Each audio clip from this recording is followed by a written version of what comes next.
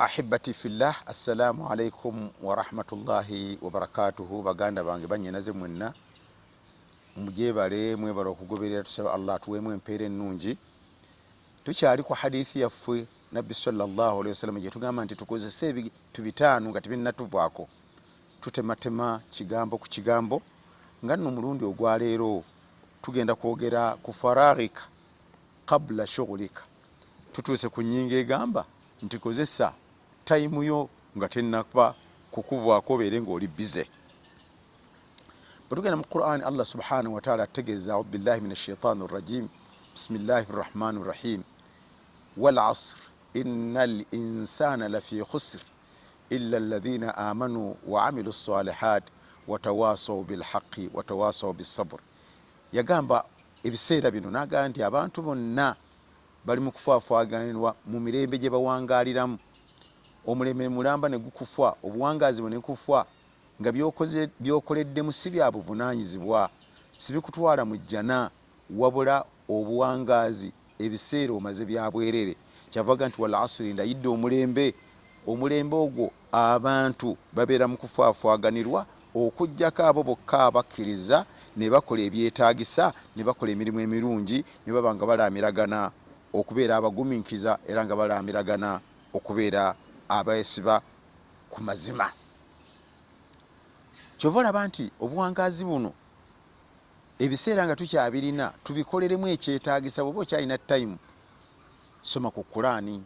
Okyalina tayimu, kola ku adhikaari. Mu kifo ky'ebiseera okubimalira ku mweso, oli ku matatu, oli mu mpiira, oli mu firimu, oli mu mbooziboozi ezitalinaamu mugaso.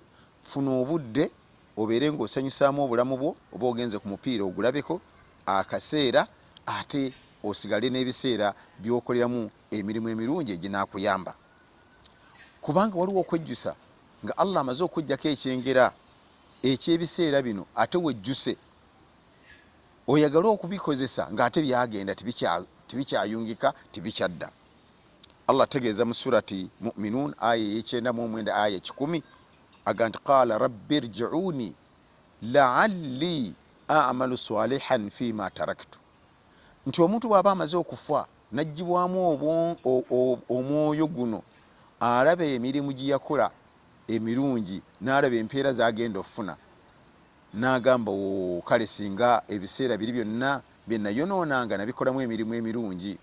Yeegomba omuntu oyo adde ku nsi n'alaajana n'agamba qaala rabbi irji'uni, ayi Katonda wange nkusaba onzizeeyo ku nsi, nkusaba onzizeemu obulamu, nzireyo ku nsi, a'malu salihan, nkole emirimu emirungi, fiima taraktu, egyo gye saasobola kukola nga nkyali mulamu, kaŋŋende ngimalirize. Naye Allah aga nti kalla, ekyo tekikyasoboka. Obuwangaazi bwo oba tuwabukozesa essaawa eno, ate si yakudda mabega. Kyova olaba nti aya endala Allah atukubiriza era tukozese ebiseera bino nga tukyabirina. Okyalina obudde obugaba, bukozese nga tonnatuuka kiseera kwegomba nti singa ngabye, nga ate tukyalina kiseera obudde bukuyiseeko. Allah ategeeza nti anfiqu mimma razaqnakum min qabli an ya'tiya ahadakum almaut fayaqula rabbi lawla akhartani ila ajalin qarib fa asaddaqa wa akun min as-salihin. Nti omuntu atuuka okwejjusa ne yeegomba dde ku nsi kuno, obudde nga bumuyiseeko, ebiseera teyabikozesa, yalina ebiseera ne bimuggwako. Essaawa eno ali mashughulun, ali mu mbeera ya barzakhi, ate yeegomba adde ku nsi ekitasoboka. Aga nti mugabe ku ebyo bye mbagabidde ng'essaawa tennabatuukako, kubeera nga obudde bubayiseeko obugaba. Aga nti omuntu atuuka okwejjusa n'agamba fayaqula rabbi, ayi Katonda, lawla akhartani, singa onnindirizaako akadde, singa ompaddeyo obudde, singa ompaddeyo ku biseera, nimba nga nzirayo mu nsi, fa asaddaqa, nsaddaakeko, wa akun min as-salihin, mbeere mu abo abasaddaase, emirimu egyo ngigatte ku gino gye nakola.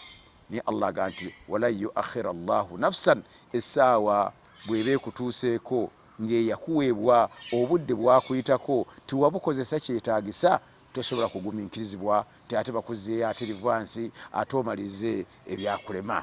Baganda bange bannyinaze, kyekigambo nabbi kyatugamba sallallahu alaihi wasallam, tifaraghak, kozesa akaddeko ng'okyalina tayimu qabla shughulika ng'akataimu ako tikanna kuyitako kutuuka kwajjusa. Hadha wabillahi tawfiq, wassalamu alaikum warahmatullahi wabarakatuh.